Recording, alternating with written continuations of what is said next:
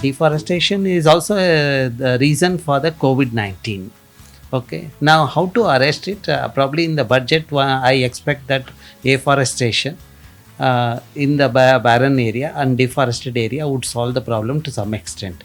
Now, when you look at the deforestation in Karnataka or in any Western Ghats, we have noticed wherever the forests are removed, the streams have become seasonal. While the native forest streams have the water all 12 months.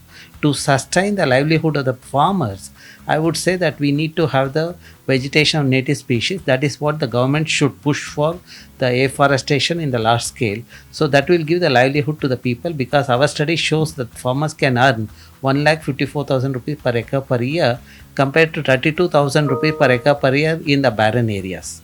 So that means when the water is available, they can grow 3 crops. And also when the native forests are there in the vicinity, the pollinators are diverse and are in higher number. Because of that, yield is higher. So that is where I would say that we should silently push for the native vegetation in the barren landscapes. Okay. The second thing is we need to move towards the water conservation. That is where the government should think of deserialization. That means we are using too much of cereals and the sugarcane, which are water guzzlers. So I would say that we should move towards the millets and the pulses, which requires the lower quantum of water.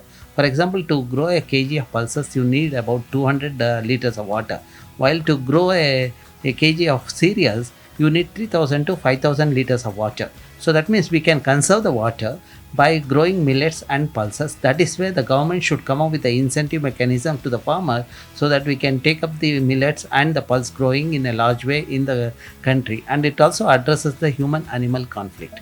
We need to take up the rejuvenation of the lakes and the water bodies in general. Okay. Now coming to the lakes have been polluted because of the sustained flow of untreated sewage and industrial effluent.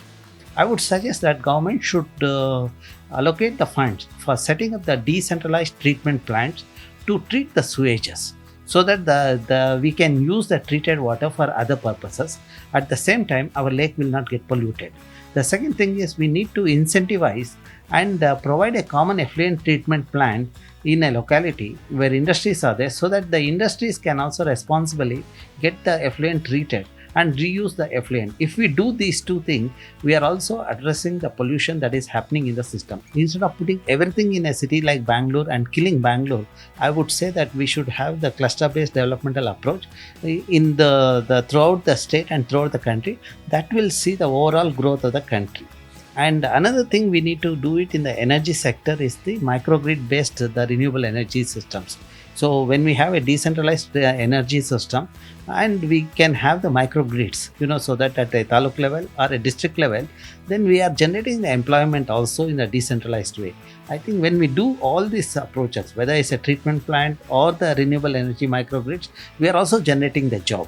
So that is where the country should, the minister should have the holistic approach than addressing only one sector of the society. We need to look at the overall growth of all the sectors in the